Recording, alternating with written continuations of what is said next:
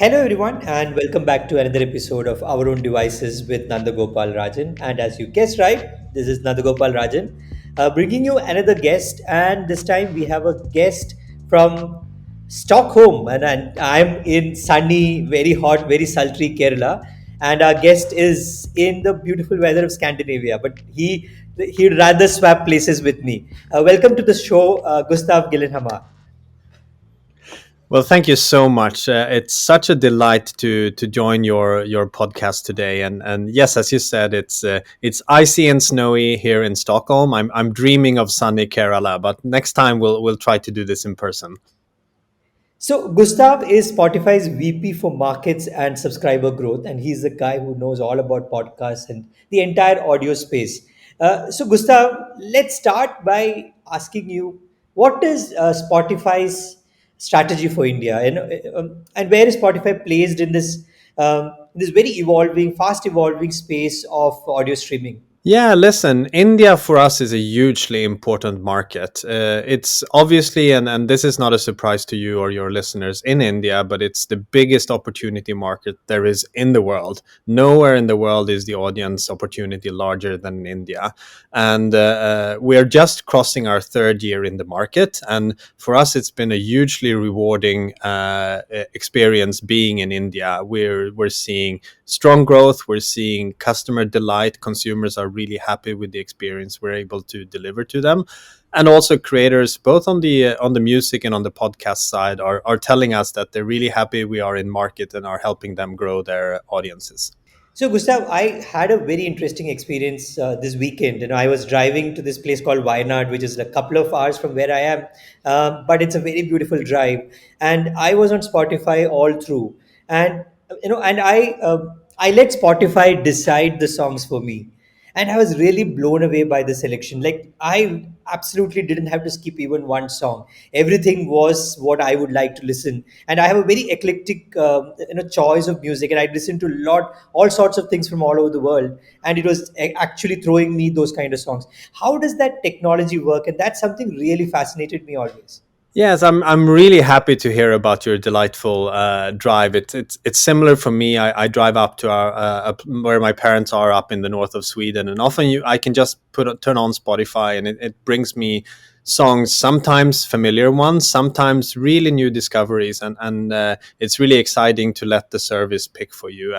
And technology, as you may understand, is really the heart and soul of both the Spotify product and the user experience.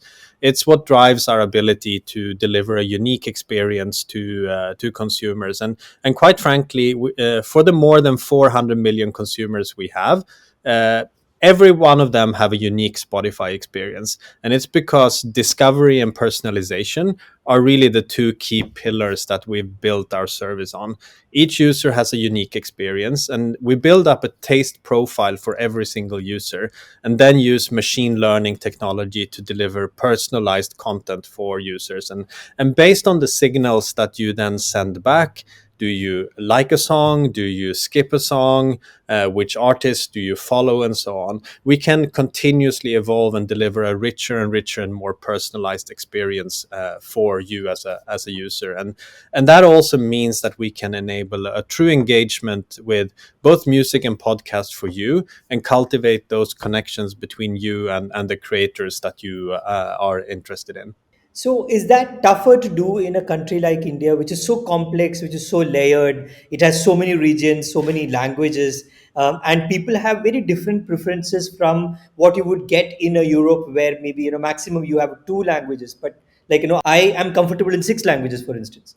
Like, and I would listen to songs in maybe more. So how do you manage something like that? Because it gets complex, as you go every 10, 15 kilometers. Yes, you're absolutely right about that. Spotify was founded in Sweden back in 2006, and we launched the service here in 2008. And most of our early years were focused on Western European markets, and we went to the US and even to Latin America. And as you say, most of those markets have a culture and a language set up, an ethnicity set up, which means that one market is typically one culture, one music culture.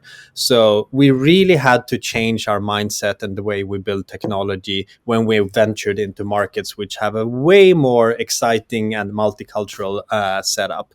The way we architect top lists, the way we think about what songs are really popular for you as a users, I must honestly say that we haven't solved all of that just yet, but it's a key priority and a focus area for the company to better serve consumers in multicultural, multi-ethnic, multi-language markets, and we're learning things every day and trying to make our service better like that. So, I've heard from a lot of software companies, especially that the kind of learnings that you get in a market like India, it also opens up your mind on how products can be created for other markets, because it is so complex here. If you solve even a small problem here, it's maybe solving something very major for a completely different market. Have you also had experience like that from India? Yes, it's absolutely true. When it comes to internationalization and localization of our product, India for us is the most important market to solve for. If we can solve for India, almost everything else gets easy. But also, we had a head start by having been now in India for just over 3 years, and the fact that we have built such a large audience with such large consumption in India, it helps us as we venture out to other markets in South Asia, like Pakistan, Bangladesh, Sri Lanka, as we venture out into markets in the Middle East and Africa, which have also been a big focus for us. India really can serve as the front runner and the forerunner for what we do in those markets. So it has helped us tremendously. And another thing that you have done very differently in the Indian market is how you have strategized the pricing. Your pricing is very different for the Indian market, right? Is that something that again has opened up your thinking on how to approach this problem? Yes, it's true that pricing for us has been something we've had to look at on a market by market basis, because even the comparison products that consumers would look at when they think about subscribing to a streaming service cost very differently in markets like Western Europe compared to emerging Asia and Africa and so on. So we've had to look at sort of the base price point of our premium service differently. But even more important for a market like India, we've had to do product adaptation to our premium portfolio. So, in one way, we've looked at what we call snackable products, which are less of a commitment than subscribing to a monthly recurring product, and developing daily and weekly premium products. In our case, it's called Premium Mini, as a way for consumers in India to get a taste of premium. And we see consumers really leaning into that. They're using that for when they go on a road trip. They might use that when they study and cram for an exam and so on. They might be throwing a dinner party at their home and so on. And that's when these daily and weekly products really come in handy. Also, the fact that most of our premium customer base in India is on prepaid products rather than subscription products, also very different from what we've seen in other markets around the world. So, payment methods is another thing we have to localize significantly. In Western Europe, it's been very much a credit card based story of growing the premium based, whilst in India we have to rely on locally preferred payment methods to succeed with our paid portfolio. The other thing that is important, maybe from engagement and retention of your subscriber base, is to maybe have these playlists that sort of connect to them so well, right? And I've heard from other players like Amazon, for instance, that if you don't have a use case of having a playlist of a star in other markets, like Shah Rukh Khan, a Shah Rukh Khan playlist, or a Salman Khan playlist, or So, how much of human intervention did you need to figure out a market like India? From that perspective, purely from a content curation, an editorial Hmm. perspective. Yeah, exactly. We have invested a lot into truly understanding music culture in India, and I'm really proud to say that we've been able to hire and engage some of the best editors in the space for our company in India, and really investing more and more into additional languages. Even though we might have started primarily in the Hindi market, we've really grown into Tamil and Telugu and Punjabi, and sort of really going into all the major languages languages in India. Because as you say, I think the sweet spot is when you can combine machine learning with editorial, and we have a cheeky term that we call algotorial, where we combine algorithmic experiences with editorial experiences, and that's when we think we can really hit the sweet spot of delivering something that feels human and personalized at scale. The other thing, Gustav, which has intrigued me is that, as we discussed, India is also multi-layered. But are the listening preferences different in different parts of the country? Do you have, like, people who spend more time maybe in a certain region? Are there any insights like that? Yeah, it's true that there's definitely differences and regional variations, and I can't claim to myself be an expert of exactly how that plays out. But the pattern that we're seeing in most markets around the world is that in the major cities where commutes are typically very long, we see a lot of listening primarily using mobile phones and so on. Whilst in other places, they're sort of they might be listening more at home, so that's definitely a case. When it comes to the content and the sort of what genres people listen to, obviously they're tightly connected to what typical, for instance, typical movies in a region. So there's Bollywood music being listened to primarily in the obviously in the Hindi speaking markets, but there's sort of a very vibrant southern Indian movie culture that is being listened to in the south. But then when it comes to sort of layering in both Western music and indie music, that really happens all across the Indian subcontinent. So, talking about commute, people across the world do associate podcasts also with commute, and India seems to be a relatively new market in this space.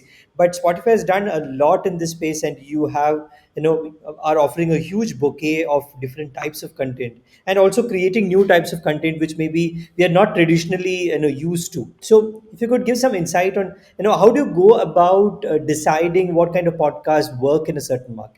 Yes, exactly. I think podcast has been a major investment for us overall. When we ventured out from music into podcast, we saw a lot of opportunity to take what we had learned in music and bring that to podcast.